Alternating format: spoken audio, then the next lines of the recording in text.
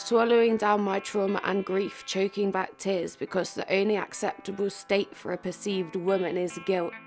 Still, I wear it with a smile, lest someone list all the things I ought to be grateful for. Bottom line, I'm too tired for all of this emotional labour, and I don't want to need to have someone with me just to be heard or just to feel safe.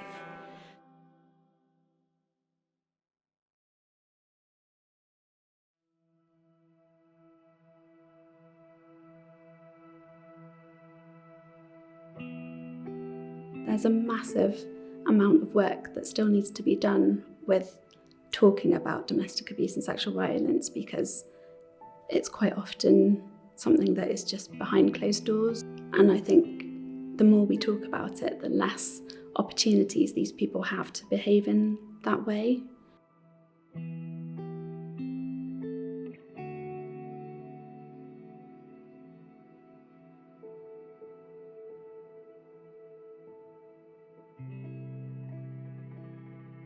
I would define domestic abuse as any kind of coercive and controlling behaviour, emotional, mental or physical violence. Sometimes it's so difficult to even explain it. It's difficult to explain how it feels, even what it is, like to even pinpoint it. Sometimes it feels like smoke and mirrors. I think people focus quite heavily on physical violence, but my personal experience is the psychological and emotional abuse has done far much more damage to me and my child than the physical abuse has. It's not just kind of feeling sad and worried and scared, but there's all these other aspects that come up, like feeling ashamed of letting that person behave in that way for so long. And that realisation that you're, I guess, being abused or you're living in an abusive household shifts your entire thinking and changes everything. You look at life in a different way. I was in a relationship for 4 years. During the entire time, there was domestic abuse. I didn't really recognise it. Well, that sounds a bit silly because I think I did recognise it, but I didn't realise that it would be a big deal. There were elements of physical violence, but I made excuses for that. I kind of, put it down to things like going well at work, all of those different things. And then all of a sudden it kind of spiraled. And once you're in it, it's really hard to get out of it. Constant monitoring, where I was, who I was with, what I spent my money on. There were suggestions that I should have my wages paid into his account because I was terrible with money, that my family didn't love me, that I was a waste of space. The biggest problem wasn't the physical violence, it was the mental effects. But financially as well, all my money was gone, like all my energy, my time, my health, everything. It really damaged my self-esteem and how I felt about myself, which is part of what keeps you there and stuck, because they tell you no one will love you or you won't be okay without them and you're worthless and everything.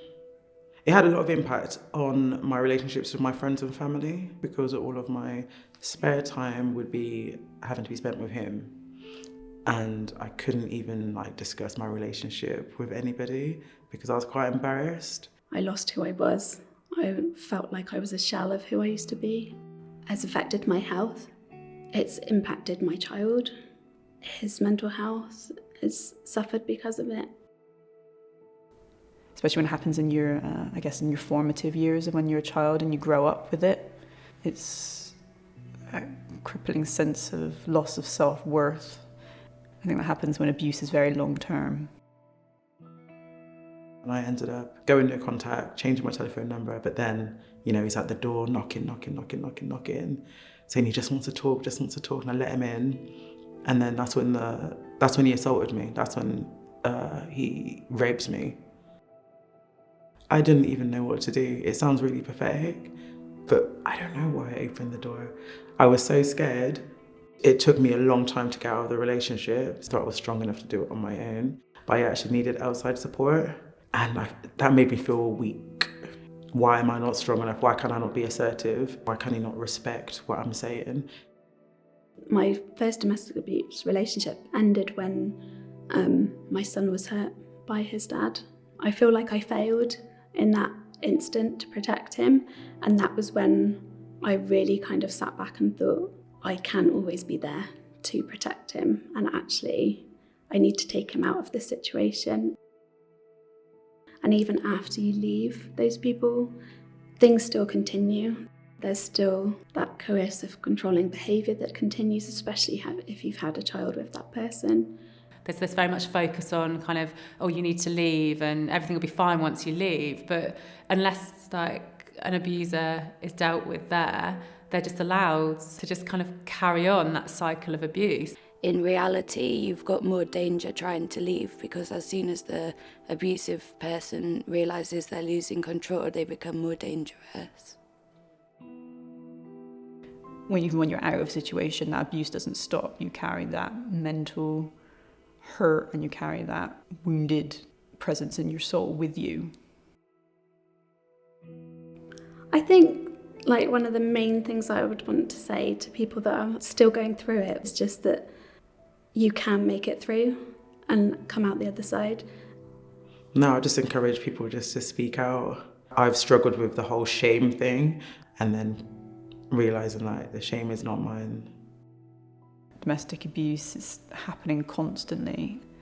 There needs to be that awareness in general that a lot of survivors, they live with this every moment. It doesn't stop. I mean, these are people's lives and they deserve better. They deserve safety and peace and protection. I want to say to people going through domestic violence that no one deserves that, and you deserve 1,000,000 times better. And you might think that is love and that you love them, but they don't love you, because real love doesn't hurt. These immense, painful, hurtful feelings inside come from things that happened out there. Domestic violence and abuse leaves marks, not just on our skin, but truly, deeply inside our brains and hearts.